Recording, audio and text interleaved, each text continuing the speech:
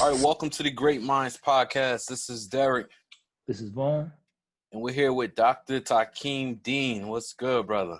What's going on, fellas? How y'all doing? We good. So, brief introduction about Dr. Dean, Montclair State alumni. So he's near and dear to our hearts. Great mentor, and the dean of students at Johnson C. Smith University, HBCU in North Carolina. So welcome. Appreciate it. Happy to have you. So we're glad to have you, man. Word. I'm happy to be here. So we're gonna get right into it. A question I had, just with the change of times from when we were in school, which is now over 20 years ago. Mm-hmm. So mindset. What would you say the mindset of the students now versus when we went to school? What would be some of the differences? I think when we were in school, I definitely see the maturity level in the fact that we didn't have social media, right? Facebook wasn't out in our era at Montclair, and stuff like that. So if we wanted to talk to somebody, we wanted to express something, all that stuff was done in person. I mean, text messaging was just kind of evolving. We didn't really know how to use it like that or not. So, if it wasn't a personal conversation or us physically, saying something or going somewhere, it didn't really happen. And so I think social media has made things, while it's a great tool, it also has made things where students can get on a platform and, express themselves, whether it's a complaint or whether it's, a compliment, however they can still kind of hide behind that screen per se or whatnot. I think our grind is a little different too. I think we have not so much catered to this generation, but we sometimes make things easier for them. Definitely. A lot of helicopter parents. I don't think our parents were helicopter parents, right? They dropped us off, had blend in the bone, and it was like, all right, see you at break, or if you come home one day. Word. Now it's different, very different. Definitely. So how do you see as far as like, do you monitor like the Instagram accounts of your students or Facebook accounts? Just kind of like, do you look into that or not really? Kind of stay away from it? I don't. So, I'm not a social media person like that. I have Facebook to kind of keep in touch, like with friends such as yourselves or whatnot, and family or whatnot. But as far as like students don't have access to my social media account. So not that I'm hiding anything, but it's part of my self-care. Like I have to cut that professional life off from who I am personally and things of that nature. And so we don't monitor social media like that. If somebody tags us or whatnot, it goes to our university communications and marketing department. Okay. So like we may look to see what someone is saying. We may respond to like major inquiries or major complaints and things of that nature. But we have to be careful with freedom of speech. And so freedom of speech, is beyond just physical spaces, it's also virtual spaces now. So the students are protected under the First Amendment rights. So, we can't, somewhat muffle their voice in what they say on social media. Okay. So as far as social media goes and the students, what's the most difficult thing to manage, you'll say? I think it's when they have a concern, really a staff member may say to me, hey, Dr. Dean, students are on social media saying this.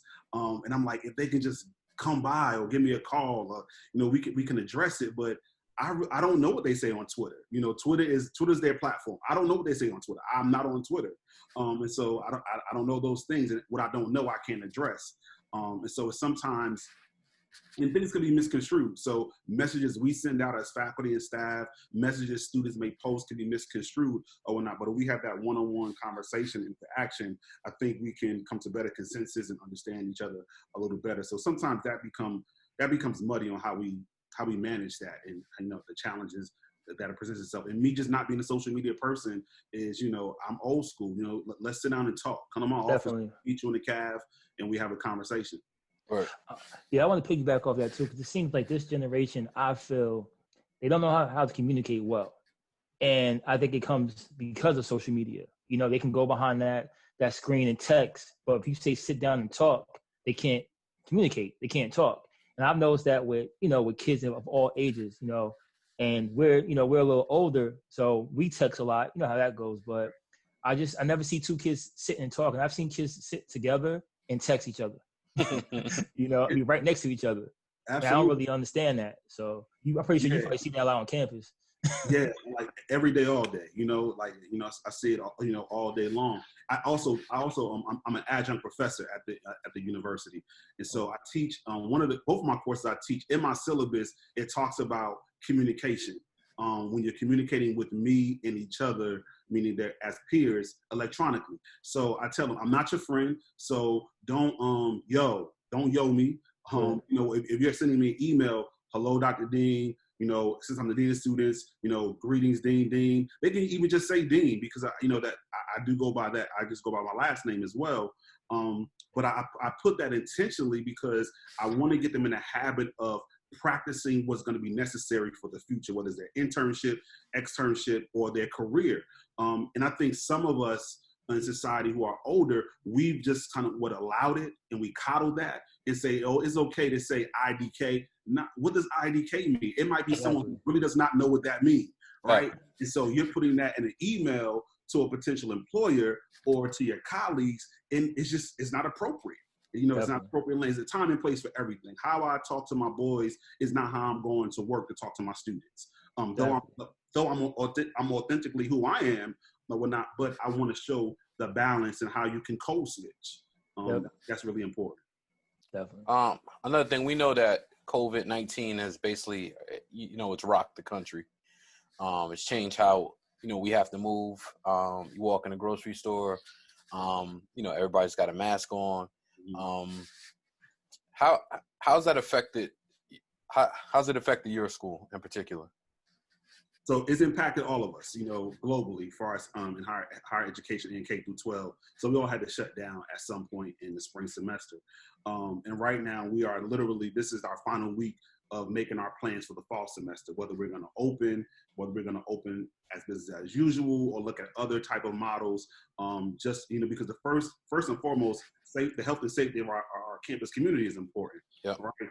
Though a lot of our students, say they'd rather be face to face, but we have to understand that right now in the city of Charlotte, we're seeing a peak in COVID cases. I was looking at the news earlier today, and the number of positive cases along with death is still on a rise, even over the last few days or what have you. And so one of the big conversations we had recently was, what do we do about football? We have a football team, right?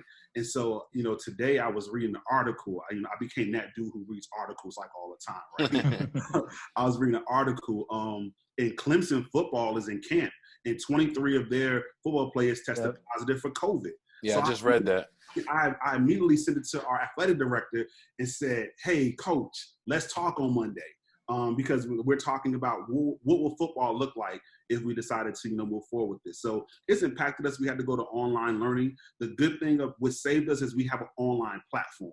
So we have an online program. You can come to Johnson C. Smith University and get certain degrees fully online. And so it was easy for us to kind of just, hit that button and say, all right, everyone has to go home and we're now online. We did a 1 week of training for faculty who has never been on an online platform, and really supported students. And we offer something called the pass-fail option. So if you were failing a course, and instead of it affecting your GPA, you can say, I want to pass-fail. If you get to fail, it'll just say, fail. It'll say no credit on your transcript, but it don't impact your GPA. But if you pass the course, like some students may have, and it might be a major course, and they need a higher quality points or whatever. They said, let me just get the pass for right now, or an elective, or whatnot. So those are some ways it impacted us. And that's a conversation we have every single day since March up until now. And we're going to go public with our statement at the end of this week, next week coming up, to say what will the fall look like. Okay, great. I know we jumped into what your current role is, but I kind of wanted you to talk about how you get to this point, from coming from Montclair, and what was your steps to get to where you are today? I don't even know. I just woke up one day like I was the dean, right? Nah.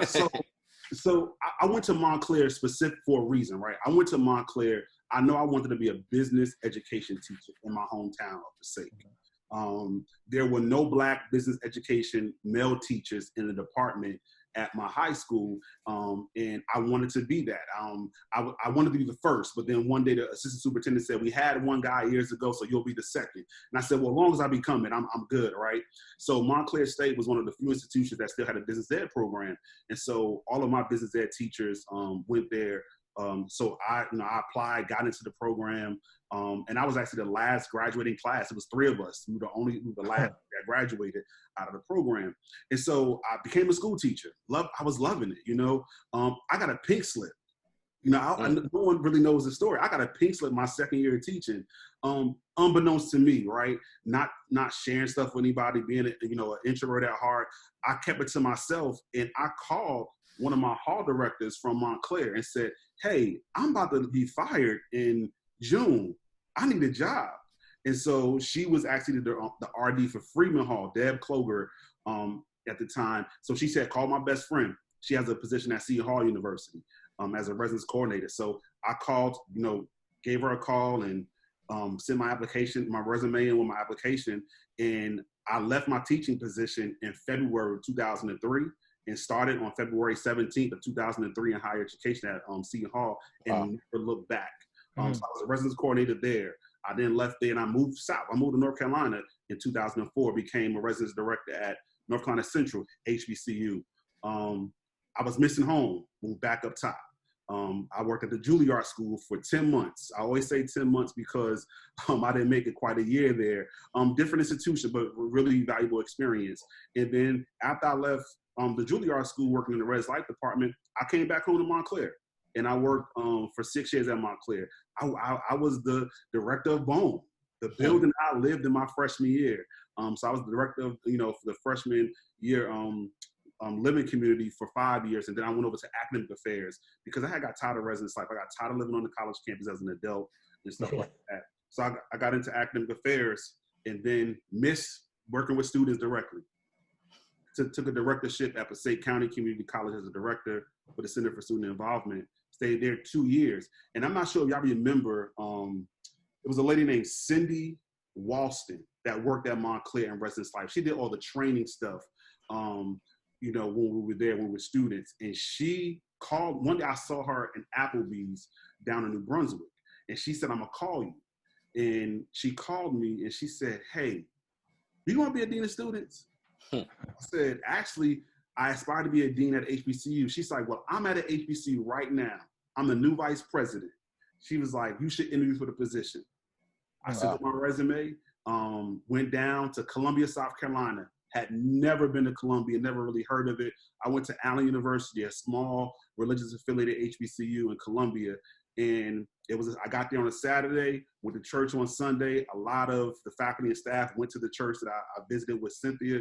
Monday I interviewed.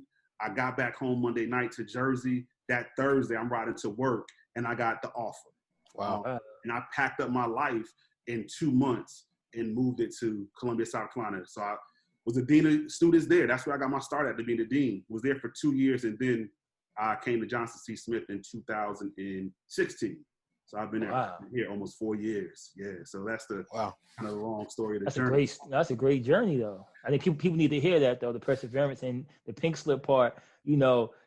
That basically was the thing that propelled you, to the next level. Yeah, that could have sent you in a spiral. Right. I couldn't afford not to make any money. I couldn't afford to get my master's like a lot of people doing student affairs where they become a graduate assistant. I had to have full benefits, a full salary, because I was still helping back at home, even as an adult or whatever. So definitely the pink slip definitely was the motivator behind it. Yeah, definitely. Just to circle back real quick, I meant to ask you this as a part of the COVID question. I think a lot of people lose sight of like the students and all this. Like I hear, faculty's complaining that they need to do more work or whatever. What have you guys done to support the students outside of like the work aspect? What did you do emotionally for them? Right. So great question. I just had a focus group on Thursday night with our students, just kind of asking them. I had 7 questions that were related to COVID and their experience. And we wanted to see what the themes were. So on Friday, I spent the day preparing a report for the administrative team for them to review as we try to make, as we look to make our decision. And so one of the things that every service we offered on the ground, we offered it online. So while we were working home, and we're still working from home, counseling services, we were still doing counseling services. So it was telecounseling. If you want to do a Zoom counseling, one of the counselors. So even our student engagement office, which we probably know as student activities, they were doing virtual activities, whether it was Ox Court Awards, battles or whatever, amongst the students, things of that nature, superlative things, just things to keep them engaged outside the classroom. Tutoring was still, available to students, one-on-one time with, different tutors on campus. And faculty still had office hours. They were just virtually. And so like for my classes, I would tell students as by appointment only, just email me, let me know, hey, Dr. D, I need to talk to you. We could hop on the Zoom or phone call or whatnot. So none of our services, stopped because of COVID. We just put them on an online platform. We had to work quickly because we closed and then 2 weeks later we were going online. We extended spring break for 1 week. And so we were still engaging with students. And our counseling numbers actually were the highest numbers that we've seen since I've been at the university, because students are really dealing with some heavy stuff. You're dealing with COVID. Some of them had to go home and go to work because they had to contribute to the household. A lot of them are not, those online learners. So they had to deal with that and the stresses of that or whatnot. And then we were all quarantined. And so if you're in the house all day, that can start messing with your psyche if you don't know how to kind of balance that yourself or what have you. But, we were there to support them, along the way. Definitely. That's great. I want to piggyback off that as well. What would you say is your biggest the most challenging aspect of your job? It could be post-COVID, it could be pre-COVID. What do you think that would be? So my role, I always tell people this. The first line of my position description talks about advocating for students, right? So as an advocate for students, I'm also an agent of the university. I serve on the president's administrative team. And so while I have to advocate for students, and sometimes spaces that they don't show up in, I have to bring their voice to the table or whatnot. But I also have to still manage and be that agent for the university. So balancing that sometimes can be a challenge. If I was to lose sleep over two things I would sometimes can lose sleep over. It's one, when I'm kind of in a bind of making a decision as the dean, advocating for the student, but also being the agent of the institution, and also the safety of the students. Just making sure that they're being safe and not doing things to put themselves or others at harm, or what have you. And so, but I think the biggest one is really just being an advocate, and they see me as that, right? We often say we don't care what people think about us, but we care deep down inside, like we care. And as a dean, I want them to know I care about them. It may not come across that way sometime in my delivery, but I'm always going to bring their voice to the table. So I would say that's probably one of my biggest challenges. Okay. What do you think September looks like? Ooh, I think September is gonna, you mean like broadly or just like for us at Johnson C. Smith? I mean both. Yeah. Let me speak broadly, right? Because there's certain things I can't say about Johnson C. Smith. I think broadly, September is going to look so different that none of us ever seen how it looks, right?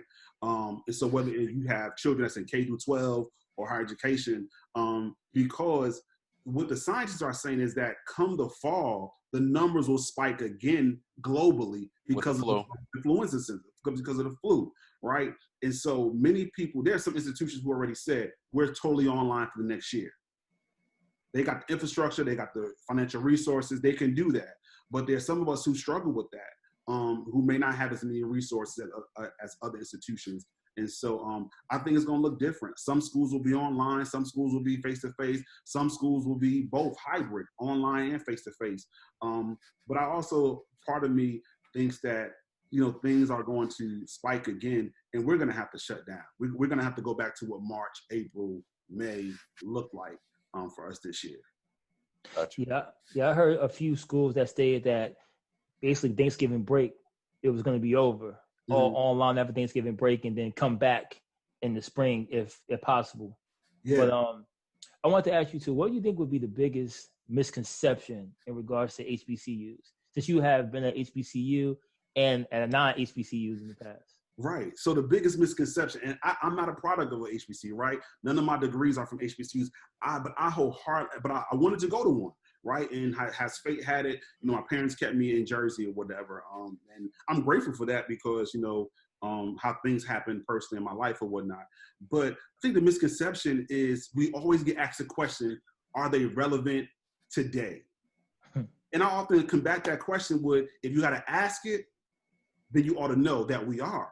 Because we make up HBCUs make up so many of the Black professionals in the world when it comes to doctors and lawyers and teachers and things of that nature. And so, yeah, there's some institutions that say no to our Black and brown students. But HBCUs are bringing it in, looking beyond just GPA and as well as looking at SAT and ACT scores. We're looking at non-cognitive variables such as, do they have the grit? Do they have the confidence? Other, skills that, you just can't measure by taking a test or what have you. And so we're absolutely, relevant today. And that's the misconception that we're not. But we know who's asking that question, right? The left fielders are asking that question. Are we relevant today? I mean, we're 100+ strong in 2020. And I think, we'll continue to be strong, though we have our challenges of being, supported and funded on a federal and state level. And whatnot. So that's the biggest misconception. Cool. Vaughn and I had a discussion when we did our Injustice episode. What do you think? What are your thoughts on, or what do you think it will look like if some of the top athletes, I'm talking on Division I level, top athletes started to go to some of the Division I HBCUs? I mean, obviously you'll love it. My thought is it'll be great to change the narrative, but what are your thoughts on that? That was going to be my the first part of my response. It'll change the narrative and the trajectory for a lot of them, right? And so our narrative will look different, and their narrative will look different.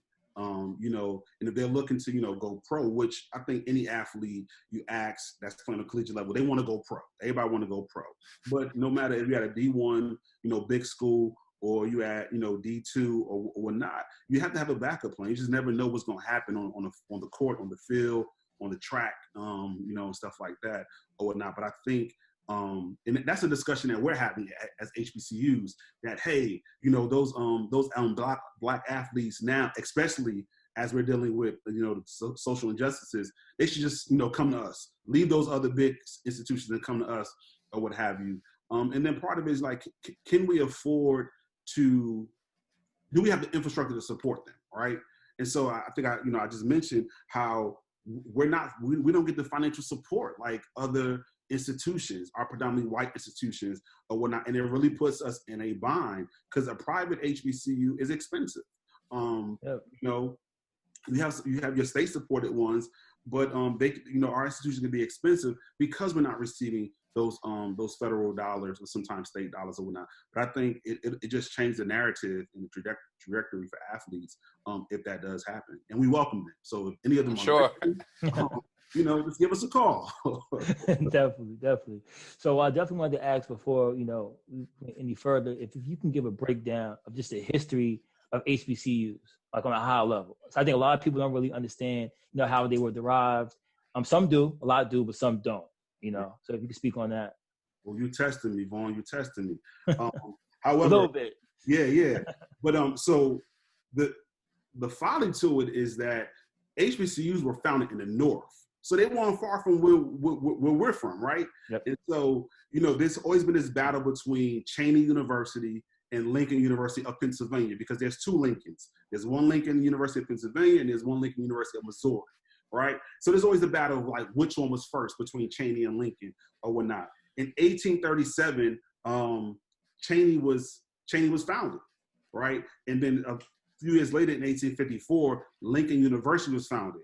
But Lincoln University was the first HBCU to grant a degree to a student. Okay. But the other interesting thing is that those HBCUs weren't founded by Blacks. Like many of us were not founded by Blacks, even Johnson C. Smith University. And sometimes Blacks built them though, right? You think about the time they were founded. But you look at the next institution, which is Wilberforce University in Wilberforce, Ohio, founded in 1856. it was the first HBCU that was founded and ran by Blacks. Okay. And so, and then you have others that have come along the way. And now today, unfortunately, you have some that are closed. Or I should say, you have some that are closed, but you have some that are not accredited and things of that nature that's working for their accreditation right now or not. But those, you know, are the first three in that battle between Cheney and Lincoln. I mean, it's, you know, it's that Cheney was first, but Lincoln gave out the first degree. Okay. Yeah, that's definition of how, you know, what really counts. Like, right. Definitely. Yeah, so that makes sense. I wanted to transition to a little bit of the George Floyd thing. I feel like the North and the South are always a little different. I mean, I don't have to get into that vibe, but what I would ask, what's the temperature on the George Floyd thing in the South? Yeah, so the temperature's high. You know, it's high, you know, no pun intended for COVID when they check the temperatures when we go into certain establishments. But I think about when I first got to Charlotte in 2016, Keith Lamont Scott was murdered that fall semester. I had just got here and the students were out protesting. I mean, Charlotte was literally on fire. Wow. And students were out protesting. And I never forget, I went home one night and I called the SGA president. And, you know, I said, hey, y'all just be safe out there. I can't tell y'all not to go out there and what to do. I said, just be safe. And the next day I came into work, SGA president came in my office and other students and said, we want to have a protest on campus. And I said, all right, let's do it. Let's do it. So it was led by students right on our campus. We had a peaceful protest and we marched from the administration building, which is Biddle Hall, to what we call the Arch, is the opening way of the institution. And so we did that, but it was organized by students and we stood side by side.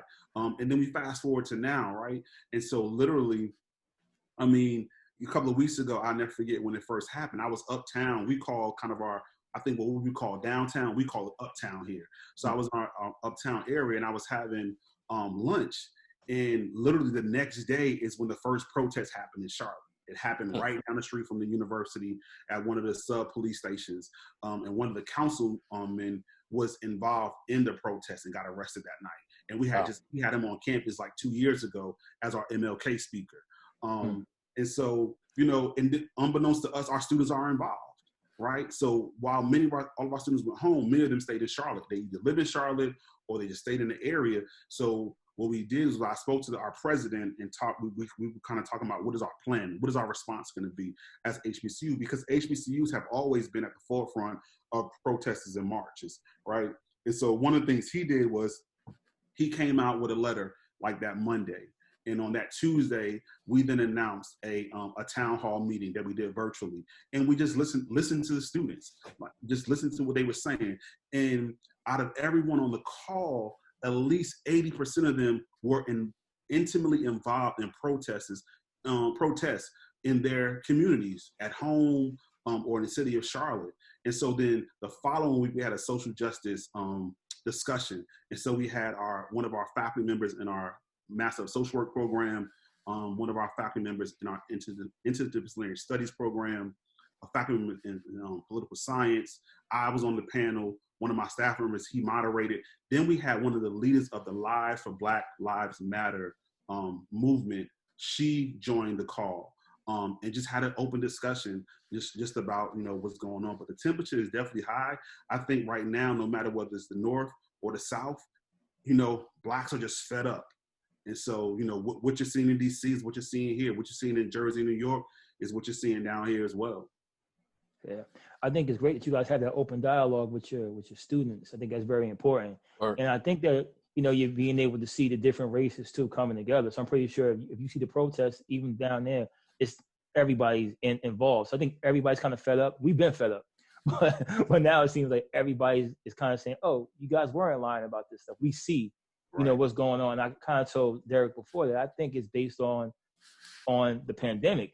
So where people were pretty much forced to look at TV, forced to watch what's going on in the world, and there's nothing else on. There's no sports on. Not working. You're home working or whatever you're doing. So you have to focus on that. So when they saw what happened, everyone saw it. You know what I'm saying? So I think if this was a different time, if this would have happened maybe last year it wouldn't have had as much traction as it has this year. Absolutely. You know, based off of this. So kind of the pandemic kind of opened everyone's eyes up to certain things and how it's being ran, you know, leadership and all that stuff, or lack of leadership, I should say. Yeah, I often tell, and I told the students the other day, I said, we're going through two pandemics. One is this, you know, health crisis, but one is also, you know, the systemic challenges and injustices for Blacks in America, which is also a health crisis. It's a mental health crisis. It's also a pandemic we've been dealing with for 400 plus years. And I think the difference between, people often talk about compare the Holocaust to, you know, what we've been through as Blacks or whatnot. You know, it's just that now people are recording what's been happening to us. Yeah, huge difference. Yeah. Yeah. So, you know, that's the difference there. Yeah. My next question was actually like, what did the students thought about it? But I mean, you kind of explained it. And Vaughn said before, basically, like the people in that age bracket, they have to lead the charge. Like that's got to be their baby. They can come to you. They can come to some of the other OGs or, you know, elders about guidance. But it's important because, you know, they're going to be here longer than we are, you know? Yeah. And that actually came up at our town hall and also at our social justice conversation. And one of the things I said this part, it was that, you know, I don't know if protesting is right. I don't know if looting is right. I don't know if burning down a Wendy's is right. What I know is not right is you continue to kill us. Yeah. Cold murder us. You know, you putting your foot on our neck for 8 minutes and 40 something seconds or whatnot. Or, you know, you shooting us when we clearly was in our car trying to recuperate because we were too intoxicated, you know, to drive. And there's so many other examples, but I know that part is not right. And so, you know, whatever we need to do to get the attention, I think that's what this generation is doing. And they're going to be the ones who make the change. They're going to continue to push, you know, and so they're going to make the change. Yeah, definitely. And I always say, like, now you can say, like, we're OGs, I guess you can say now because we're older, right? But they need the knowledge from us, but use their strength. Right. Because, you know, it's always the young that push movements. You know, even the civil rights movement, it was the young that was out there doing certain things, but they were leaning on the elders, because the elders were too tired to fight. The young kids were fighting. But now I think the difference is that we have everybody doing it. So now you have all races, Hispanic, Asian, you know, white, they all coming together to do it. And that's what we all need to get over the hump. So I think we're seeing that change now. I think it's happening now. Hopefully we'll see it in our lifetime, but definitely I believe our kids will see it. You know, it'll be better for them than it is for us. Right. All right, Todd, we're gonna move to a rapid fire session. Okay. So basically it's a this or that type of thing. Okay. We try to make the options difficult, but you have a limited amount of time to answer your question. Okay. So here we go. First question. I know you're a big Bad Boys fan. Cool. You remember that. So we're going to go Mace or Jadakiss? Mace, hands down. All right. Ooh, that was easy. Word. All right, you're a Giant fan. So Eli or Phil Simms? Phil. See? Phil. Okay. All right. This one's a little different. Is Eli a Hall of Famer or not?